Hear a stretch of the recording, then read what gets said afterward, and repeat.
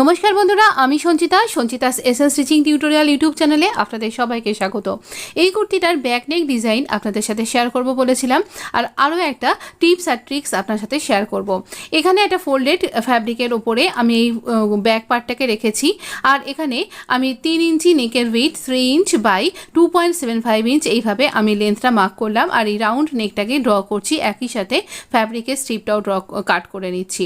তো দুটোকেই একসাথে কাট করছি, আর এখান থেকে এই অংশগুলোকে আলাদা করে দিচ্ছি। আর এই যে রাউন্ড যে শেপটা রয়েছে এই অংশটাকেই শুধু আমার দরকার, তাই এই অংশটাই ফ্যাব্রিক থেকে আলাদা করে এই রকমভাবে কাট করে নিলাম। এবার এই অংশটার আমরা এখানে একটা ফোল্ড করে নেব, সিঙ্গেল ফোল্ড করব ধারের দিকটাতে, একদম সিঙ্গেল ফোল্ড করলেই চলবে। আর এই রকমভাবে আমরা সমানভাবে একটু একটু করে ফোল্ড করছি আর একটু একটু করে স্টিচ করছি। একদম টানাটানি করবেন না, এখানটা গোল ওরেভ হয়ে রয়েছে, মানে বায়াসে রয়েছে, তাই টানলে কিন্তু এই শেপটা নষ্ট হয়ে যাবে, তখন আর সেটা ভালো করে বসবে না। তো এইভাবে আমরা এখানে পুরোটাতে স্টিচ করে নেব। এইটা একদম যারা বিগিনার্স তারা উইদাউট ক্যানভাস কী করে নেক ডিজাইন তৈরি করবেন বা ব্যাক নেক ডিজাইনটা অনেক সময়তেই তাড়াতাড়িতে দেখানো হয়ে ওঠে না, সেই জন্য আমি ডিটেলসে দেখালাম। দেখুন কুর্তির সোজা দিকে ওপর আমি এখানে স্ট্রিপটাকে রাখছি, আর ওইখানে আমি যখন কাটিং করেছিলাম ডাবল দাগ দিয়ে মার্ক করেছিলাম ওটা ব্যাক পার্ট। এইভাবে পিনটাকে আটকাবেন, আপনার পিনটা খুলে যাবার ভয় থাকবে না, হাতে লাগারও ভয় থাকবে না। এবার আমরা এখানে মেশিনের পায়ের যে দুটো ফুট তার যে একটা ফুট সেই ফুটের গ্যাপ রাখছি, রেখে এইভাবে পুরোটা স্টিচ করব।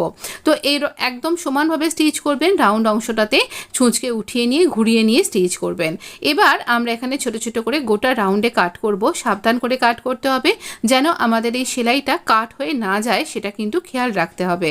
তো এইভাবে আমরা এখানে ছোট ছোট করে কাট করে নিলাম।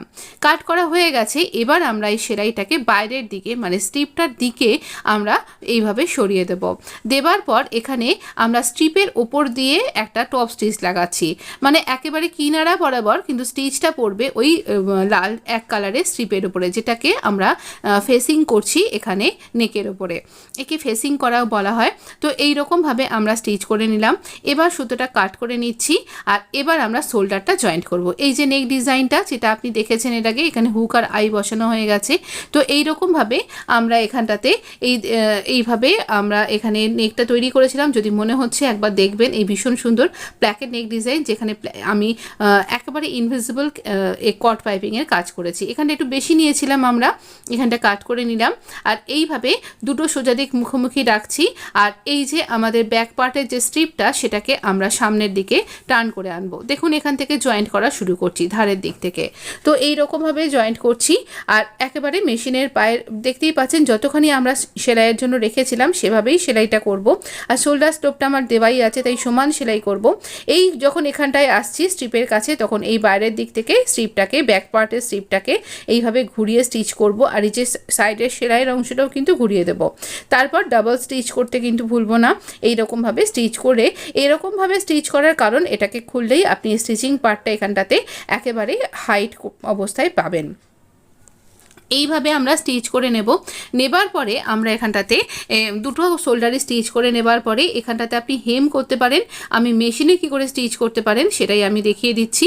তো এই রকমভাবে আমরা এখানটাতে স্টিচ করছি, যেহেতু এটা একদম ডেলি ওয়্যার পারপাসের একটা কুর্তি ডিজাইন, আর এটার মধ্যে দুটোই আমি একই কালারের আর জংলা প্রিন্ট রয়েছে, সেই জন্যই আমি এখানে মেশিনে স্টিচ করে দিলাম। এইভাবে আপনি অনায়াসেই মেশিনে স্টিচ করতে পারেন। আমাদের অনেক রেডিমেড